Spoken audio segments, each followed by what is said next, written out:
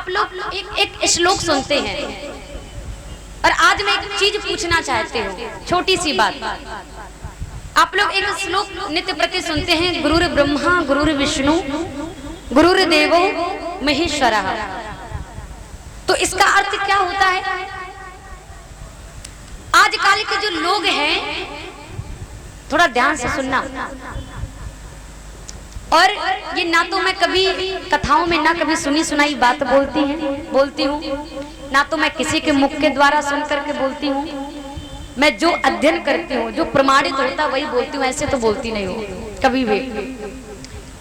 ये बहुत अच्छी बात है कि गुरु बनाना चाहिए। ध्यान से सुनना, आज मैं आप लोगों को एक बहुत अच्छी बात बता दूं कथा में, क्योंकि आज की दुनिया में गुरु बनने के लिए बहुत लोग तैयार हैं। शिष्य कोई नहीं बनना चाहता है, गुरु बनने के लिए सब माथे पर पूरा एकदम चंदन लगा दिया, एकदम पीले पीले वस्त्र पहन लिए, थोड़ा बहुत सीख लिया, गुरु बनने के लिए तैयार है। और कृपया क्षमा करें यहाँ पर, क्योंकि सभी ज्ञानी जन बैठे हुए हैं। देखिए, एक बात के बहुत अर्थ होते हैं, अर्थ को अनर्थ में मत ले जाना। ध्यान से सुनना, समझ में ना आए तो एक बार मुझसे पूछ अवश्य लेना। श्लोक क्या कह रहा है? ध्यान से सुनिए, श्लोक क्या कह रहा है? गुरुर ब्रह्मा गुरुर विष्णु गुरुर देवो महेश्वरः। यही तो बोल रहा है। अब लोग इसका अर्थ क्या निकालते हैं? बताइए कोई? गुरु बना लिए और गुरु के सामने शिष्य पहुंच गया और नाना प्रकार की पूजा सामग्री ले ली, पूजा करने लगा। यही वाला श्लोक, गुरुर ब्रह्मा गुरुर विष्णु गुरुर देवो महेश्वरः। गुरु जी तो महाराज भूल गए, एकदम भूल गए। हम ही बताओ ब्रह्मा, हम ही विष्णु, हम ही महेश, एकदम भूल गए, एकदम गुप्पा जैसे हो गए। अरे हम तो भगवान से भी आगे हो गए, हम ही को सब बना दिया, तीनों देव। लेकिन गलत बात है। श्लोक ये नहीं कह रहा है, श्लोक ये नहीं कहता है। गुरु बनाना जीवन में बहुत सही है। लोग कहते हैं ना कि पानी पियो छान के और गुरु करो जान के, है ना। गुरु बनाना जीवन में बहुत आवश्यक है, क्योंकि बिना गुरु के कल्याण नहीं होता है। लेकिन अगर आप ये सोचें कि हम गुरु की पूजा करें, गुरु भगवान से बढ़ के हैं, तो ये कभी नहीं हो सकता है। ये कभी हो ही नहीं सकता है, जीवन में कभी नहीं हो सकता है कि गुरु गुरु गुरु है। गुरु, देखिए, गुरु का अर्थ होता है गुरु का सम्मान करना। गुरु का अर्थ होता है गुरु का सम्मान करना। जिस समय आप भगवान की पूजा करें, गुरु जी की अगर फोटो है उसको रख दें, या गुरु जी हैं तो पहले भगवान जी की पूजा करें, फिर आप अपने गुरु जी की पूजा करें। हमारे श्री वृंदावन धाम में एक हमारे श्री चैतन्य श्री रामदास जी महाराज जी रहा करते थे आश्रम में। इतने बड़े संत पूरे जीवन ब्रह्मचारी संत थे, इतने बड़े विद्वान।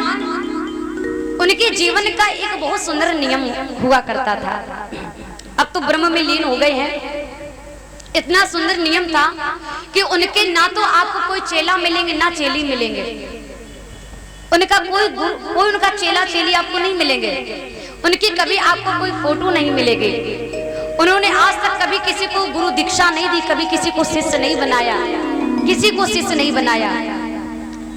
और जिस समय उनके मरने की बारी आई, देह छोड़ने की बारी आई, तो उन्होंने ये कहा कि जब मैं मर जाऊं, उनका ना कोई ट्रस्ट, ना कहीं उनका कोई धन, जीवन में उनका कोई धन से तो कोई लेना देना रहा ही नहीं। बिल्कुल सत्य बात है, मैं आपको बिल्कुल सत्य बात बता रही हूँ।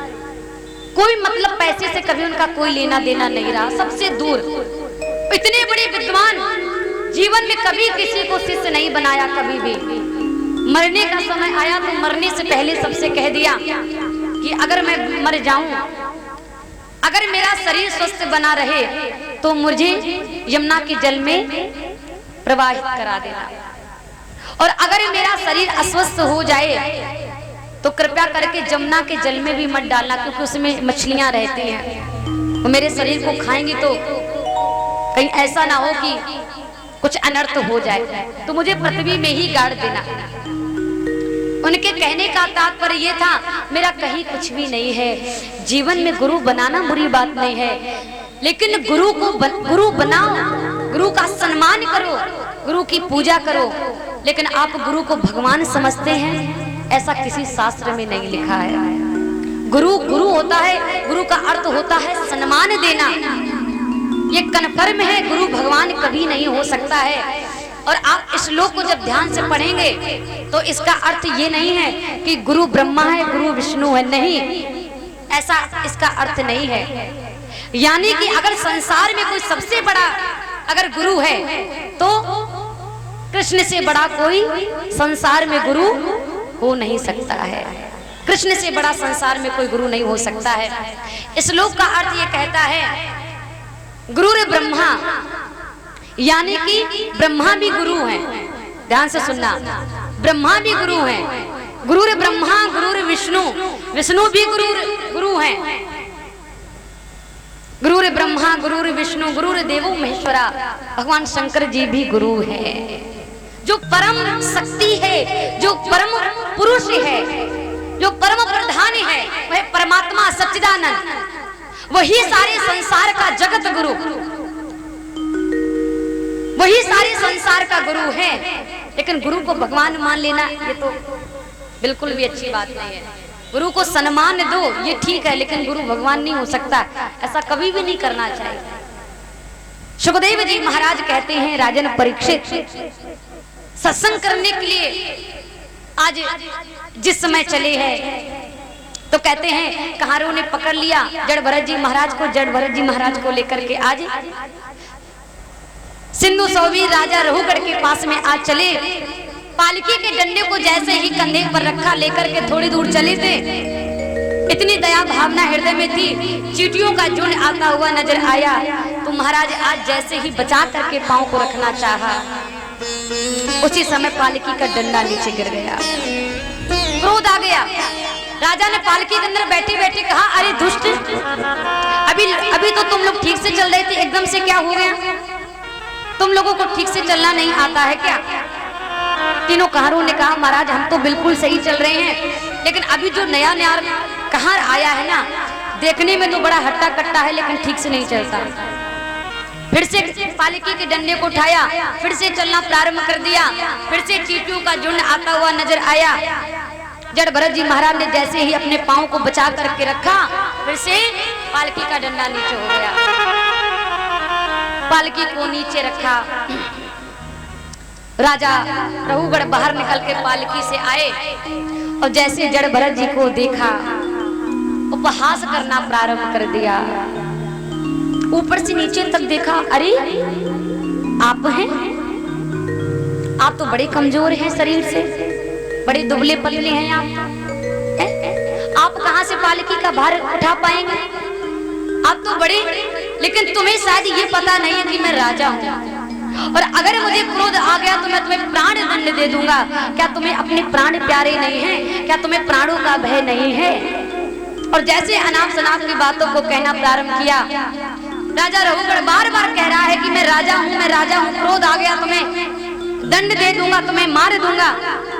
जड़ भरत जी महाराज ने पहली बार सोचा, आज मेरे जीवन का बोलने का समय है।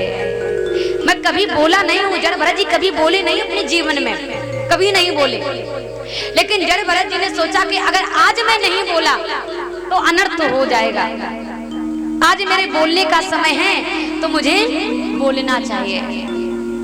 जड़ भरत जी महाराज ने कहा, क्षमा करें महाराज, आप मुझसे बार बार एक ही बात कह रहे हैं, मैं राजा हूँ, मैं राजा हूँ। आप राजा हैं, ये तो बड़ी अच्छी बात है, लेकिन शायद आप यह भूल गए हैं, आप ही राजा नहीं हैं, मैं भी एक बार राजा रह चुका हूँ भरत नाम से। तयोदितं व्यक्तिमं पिलूधं भरत से शिशिमिदं यतो कन्मन्यं पीड़ितं यथा वृद्धिम्।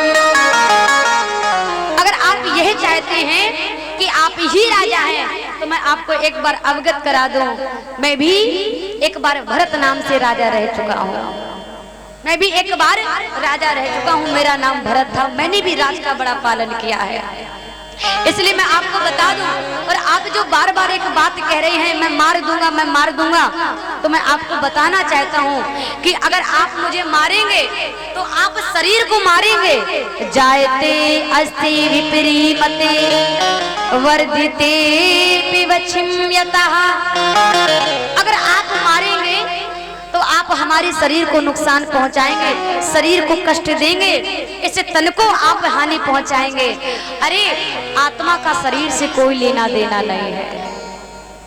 अरे मारोगे शरीर को मारोगे, कष्ट पहुंचाओगे शरीर को पहुंचाओगे। मैं तो शरीर को अपना मानता ही नहीं हूँ, मैं तो आत्मा को अपना मानता हूँ, और आत्मा अमर है, आत्मा को कभी कष्ट नहीं होता है। अच्छा, किसी ने पूछा कि एक बात बताओ, कोई ये कह रहा था कि शरीर के अंदर आत्मा रहती है ना, अगर शरीर को मारा जाएगा तो महाराज आत्मा को भी कष्ट होगा। एक बार एक व्यक्ति ये कह रहा था कि अगर शरीर को मारा जाएगा तो आत्मा को भी कष्ट होगा। तो देखिए, मैं आपको उदाहरण देकर समझाना चाहती हूँ कि आत्मा शरीर के अंदर रहती जरूर है, लेकिन आत्मा अलग है, आत्मा पृथक है। आत्मा का शरीर से कोई कांटेक्ट नहीं है, कोई लेना देना नहीं, कोई मतलब नहीं। मान लो एक चूल्हा हो और एक चूल्हे में अग्नि जल रही हो, उस चूल्हे के ऊपर एक बटलोई रखी गई हो, उस बटलोई में जल भर के रखा गया हो, और उसमें अब ध्यान से सुनना, जब आप अग्नि को जलाओगे तो अग्नि कहाँ लगेगी? बटलोई में, है ना। अग्नि बटलोई में लगेगी, और जब अग्नि बटलोई में लगेगी तो बटलोई गर्म हो जाएगी, जल भी गर्म हो जाएगा। अब जल में डले हुए हैं चावल, वो चावल भाप के द्वारा वो भी पक जाएंगे, गर्म हो जाएंगे। तो एक व्यक्ति ने कहा कि अगर महाराज अग्नि जल रही है, अग्नि के ऊपर बटलोई रखी है, तो बटलोई में जो चावल है वो तो पकेंगे। तो लोग ये क्यों कहते कि शरीर को कष्ट होता है, आत्मा को कष्ट नहीं होता है? अरे जब शरीर मरेगा तो आत्मा को भी कष्ट होगा। अब ध्यान से सुनना, अग्नि जल रही है, अग्नि जल रही है, अग्नि के ऊपर रखी है बटलोई। क्या रखी है? बटलोई, है ना। अग्नि बटलोई को गर्म करती है ना। बटलोई के अंदर रखा है पानी, पानी रखा है, पानी में डला हुआ है चावल। बटलोई को तो आप छू सकते हो, ध्यान देना, बटलोई को आप छू सकते हैं, चावल को आप छू सकते हैं, लेकिन सच बताना, क्या अग्नि को कोई छू सकता है? अग्नि जो जल रही है, क्या उसको आप पकड़ सकते हैं? बताओ, समझ में ना हो तो पूछ लो, बताइए। अग्नि जल रही है, दिखाई तो दे रही है कि जल रही है। अच्छा, अग्नि को पकड़ो, पकड़ो, पकड़ लो, फिर पता चले, दोबारा पकड़ने के लायक ही ना रहो। बताओ, पहले हाँ ना बोलो तभी मानेंगे। कितने लोग इस बात से सहमत हैं? जो सहमत वो हाथ उठाए, जबरदस्ती नहीं। आप लोग सहमत नहीं है, और नहीं है तो आप बता दीजिए क्यों सहमत नहीं है। मैं आपको अभी इसी बात का उत्तर दे के ही जाऊंगी आज। बताइए कितने लोग सहमत हैं? हाथ उठाइए। अच्छा, जो नहीं उठा रही है वो हमें बताएं कि आप लोग सहमत क्यों नहीं है। छोटी बात है लेकिन समझना है, ना समझ में आए तो ऐसा तो नहीं, आप पूछ सकते हो भाई, हम तो बताने के लिए बैठे, तभी तो दक्षिणा मिलेगी हमें। सही बात है। अच्छा, अग्नि जलती हुई नजर आती है, पर अग्नि कभी दिखाई देती है? अग्नि कभी कोई स्पर्श कर सकता है? कोई पकड़ सकता है? मान लो स्पर्श भी कर लिया, ये भी बात मैंने सांसारिक रूप से मान ली कि आपने आत्मा को देख लिया, आत्मा को देख लिया भक्ति के द्वारा, आत्मा को पकड़िए, पकड़िए, पकड़िए। कितने लोग पकड़ेंगे बताइए? कहने का यही तात्पर्य है, विवेक से विचार करिएगा तो ज्ञान आपको मिलेगा। आत्मा शरीर में रहती है लेकिन आत्मा को कोई पकड़ नहीं सकता है, क्योंकि आत्मा शरीर में रहने के बाद भी इसका शरीर से कोई लेना देना नहीं है, क्योंकि आत्मा अलग है, आत्मा पृथक है, आत्मा अजर अमर है। शरीर मरता है, शरीर जन्म लेता है, पर आत्मा कभी मरती नहीं है। इस शरीर को छोड़ा, जैसे घर में नहीं किराएदार रहने के लिए आ जाते हैं, जितना समय होता उस घर में रहेंगे, फिर उस घर को छोड़ के फिर दूसरे घर में पहुंच जाते हैं। ऐसी आत्मा है, इस शरीर को छोड़ेगी दूसरे में पहुंच जाएगी, क्योंकि इसका शरीर से कोई लेना देना नहीं है, ये कभी मरती नहीं है। सुखदेव जी महाराज कहते हैं, राजन परीक्षित, आज भरत जी महाराज बोले कि आप मारोगे तो मेरे शरीर को मारोगे, आत्मा का इससे कोई लेना देना नहीं। और जैसे इतनी बातें कही, उसी समय आज जब भरत राजा रघुवर ने कहा कि आप कौन हैं जो इतनी ज्ञान की बातें कर रहे हैं, शरीर में देखा कि यज्ञोपवीत जनेऊ पड़ा हुआ था, हाथों को जोड़ करके राजा रघुवर क्षमा याचना करने लगे। हमें ऐसा लग रहा है जैसे आप कोई बहुत विद्वान, कोई बहुत बड़े आप ब्राह्मण हैं, आपके पास इतनी सुंदर सुंदर ज्ञान की बातें कहां से आ गई? मुझे लगता है आप अपने असली स्वरूप को छिपाए हैं, साधारण वेश में आप भ्रमण कर रहे हैं, लेकिन आप बहुत बड़े ज्ञानी ब्राह्मण हैं। मैं आपको बारंबार प्रणाम करता हूँ। मुझे इस संसार में इंद्र के वज्र से कोई भय नहीं है, भगवान नारायण के भी त्रिशूल से मुझे कोई, भगवान शंकर के त्रिशूल से मुझे कोई भय नहीं है, नारायण भगवान के चक्र से मुझे कोई भय नहीं है। लेकिन अगर मुझे डर लगता है, ये मैं नहीं कह रही हूँ, ये भागवत कह रही है। भागवत क्या कहती है कि राजा रघुवर कह रहे हैं, ना तो मुझे भगवान शंकर के त्रिशूल से भय लगता है और ना ही मुझे नारायण भगवान के चक्र से डर लगता है। अगर मुझे डर लगता है तो ब्राह्मण से डर लगता है। क्यों? चक्र तो महाराज एक बार ही आपको मारेगा, पता चलेगा आपको, लेकिन ब्राह्मण के अगर कोई मुंह लगता है ना, तो ब्राह्मण के शब्दों में ही अग्नि होती है। पता नहीं कौन सा शब्द ऐसा निकल जाए जो जला दे आपको। इसलिए ब्राह्मणों के मुंह नहीं लगना चाहिए। मैं अपने लिए नहीं कह रही हूँ, आप लोग इतनी गौर से मत देखिए। एक बात